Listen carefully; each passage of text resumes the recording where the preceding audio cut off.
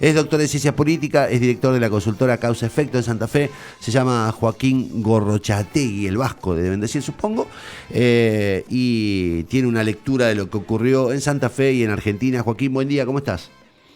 Hola, Connie, ¿cómo estás? No sé si vas a encontrar acá a alguien que sabe mucho, pero gracias por la presentación. Bueno, pero me lo recomendó gente a la que le tengo mucho respeto, así que... Sí, ya lo sé. Bueno, Joaquín, a ver, ¿qué alcanzas a leer de lo que pasó ayer?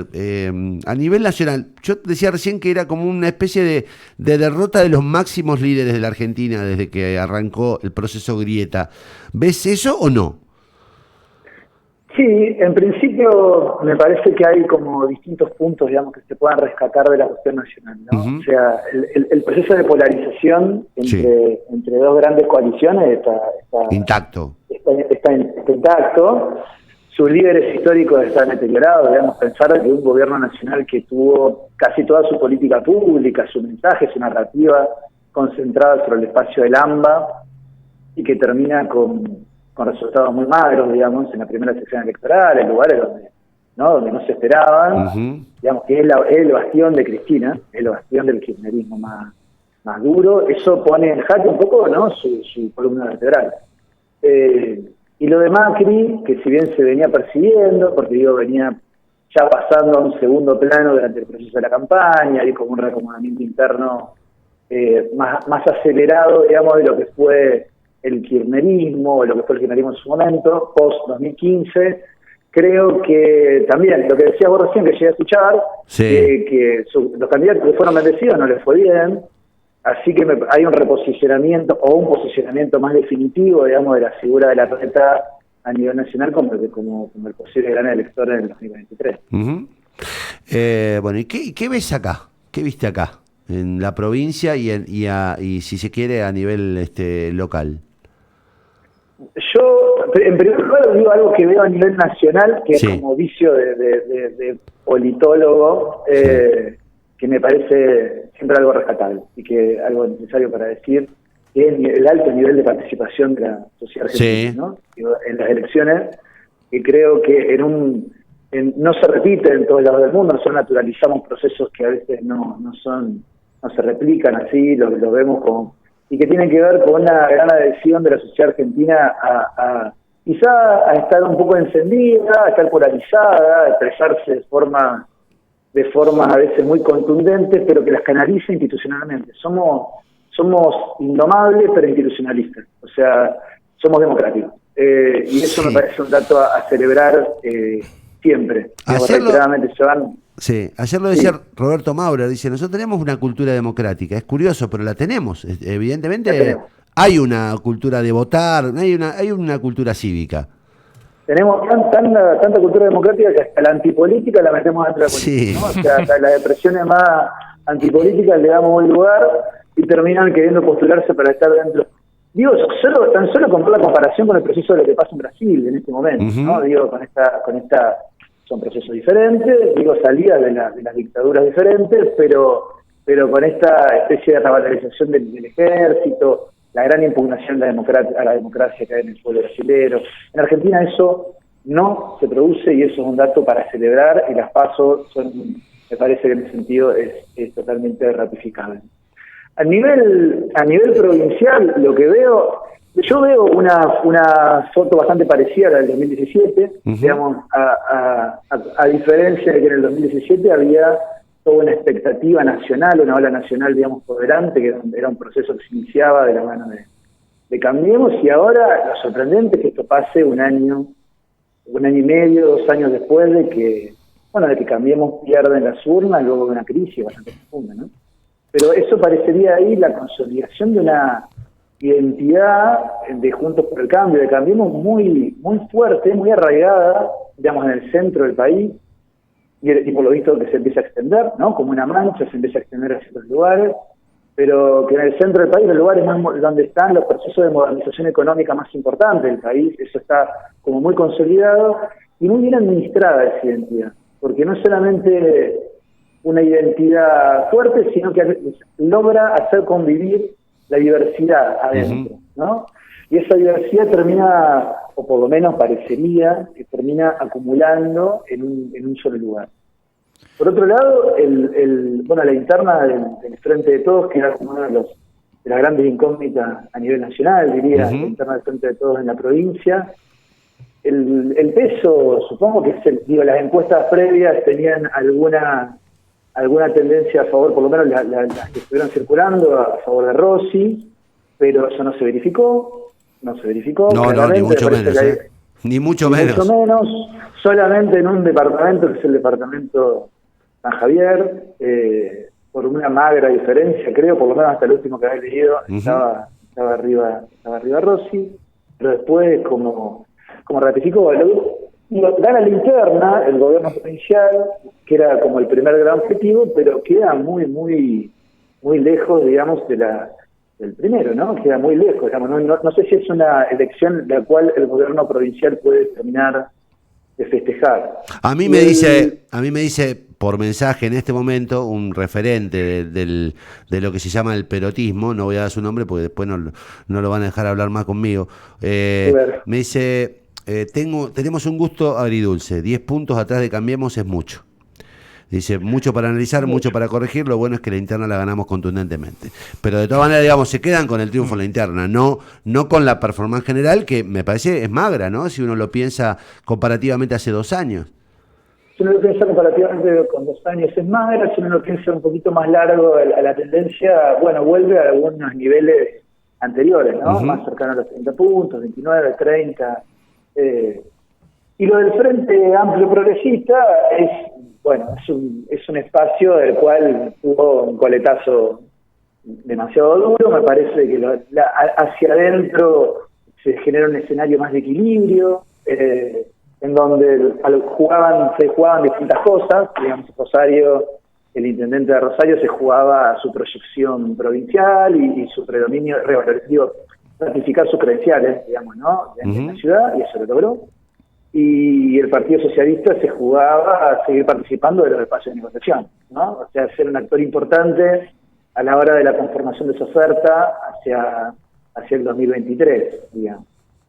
Sí. En ese sentido, digo, los votos, porque sociológicamente ese voto, hay problemas para poder retenerlo, digamos, en sus niveles, lo que nosotros podríamos considerar los niveles históricos de los que fue el Frente Progresista, y migran hacia la oferta de Cambiemos, ¿no?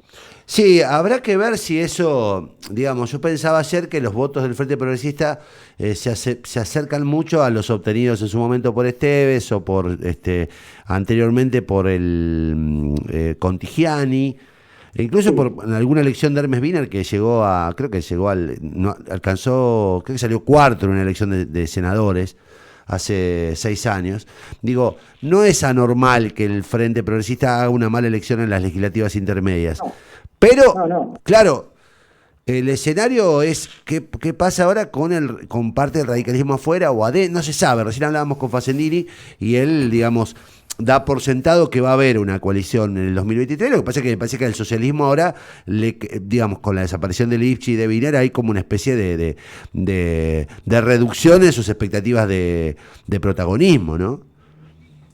Sí, probablemente ahí se puedan barajar eso, ahí están los profesionales de la política para poder pensar, digamos, qué tipo de diseño frentista podría llegar a ser una oferta válida, y no sé qué nivel de ratificación interna puede llegar a haber en la conformación de una oferta de ese tipo, pero me parece que es más un problema de ratificación hacia las bases que de las élites partidarias, me parece.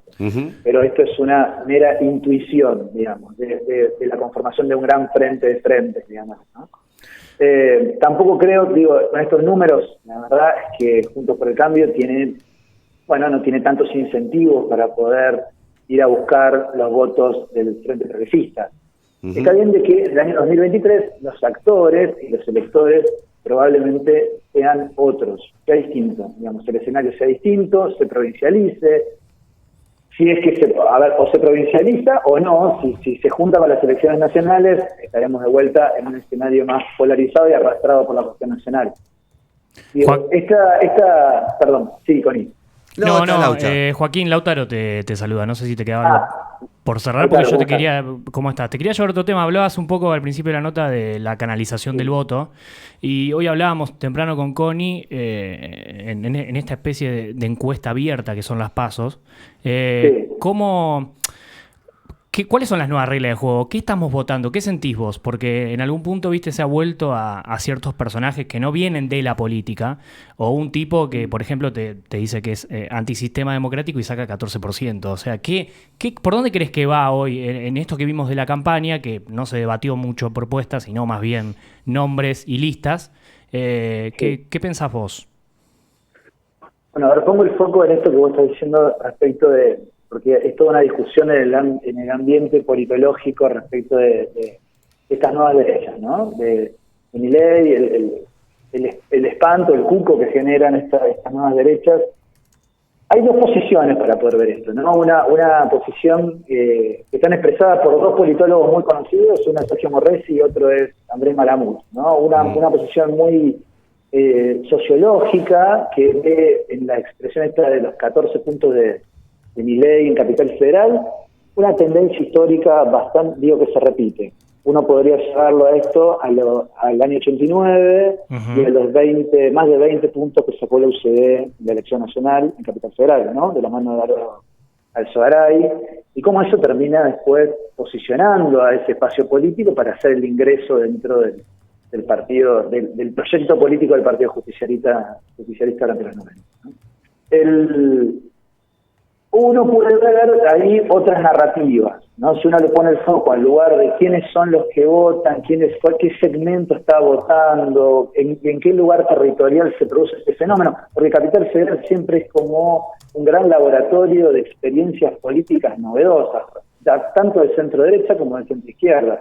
Recordemos la cantidad de experiencias que se ven ahí: Prepaso, ARI, Acción por la República. Bueno, hay un montón de experiencias que nosotros podemos encontrar, algunas fallidas, otras no, a partir de los 90 que salieron de Capital Federal.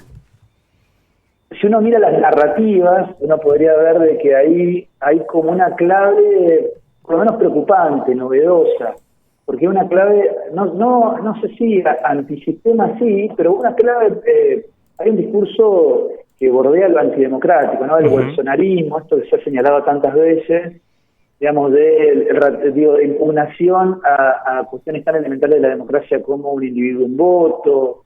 Se empiezan a poner en cuestión determinados fundamentos, principios que hace tiempo que no aparecían en el debate público, ¿no? Y eso, sobre todo, lo preocupante es cómo podría traccionar el debate público, ya no la cantidad de votantes, sino como una expresión que encima tiene una presencia mediática muy importante, porque la concentración de medios está en Capital Federal, y me parecería a veces que es un fenómeno nacional, aunque está circunscrito en determinado lugar, pero cómo eso al debate público lo tracciona hacia un determinado lugar, ¿no? Lo lleva, lo radicaliza hacia la derecha. Bueno, y uno termina discutiendo si tiene que haber indemnizaciones o no tiene que haber indemnizaciones. Tiene que haber un sistema de protección social o no tiene que haber un sistema de protección social. Digamos, cuestiones que hacen que en la vida pública argentina no se debatían. Sí, o escuelas públicas, o escuelas públicas. O escuelas públicas o no, claro, o se tiene que pagar peaje por circular por las ciudades. Sí, es un delirio. Digamos, termina en una...